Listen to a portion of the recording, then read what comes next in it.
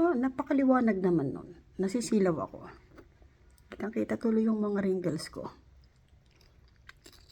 Nakakaawa si Harry Roque, no? Si Attorney Harry Roque. Ang gulo-gulo nang naging buhay niya. Kahirap ng sitwasyon niya ngayon. Biruin niyo, nag-file siya ng asylum sa Netherlands. Sinundan niya si Tatay Digong.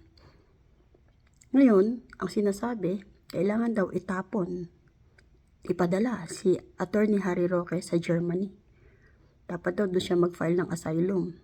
Bakit? Ba't kasi nakikialam kayo? Gusto kasi nila tumigil sa pag-iingay si Attorney Harry Roque at si Maharlika sa Netherlands. Kasi the more na maingay silang dalawa, the more na maraming malalaman ng mga tao. Ayaw nila yun.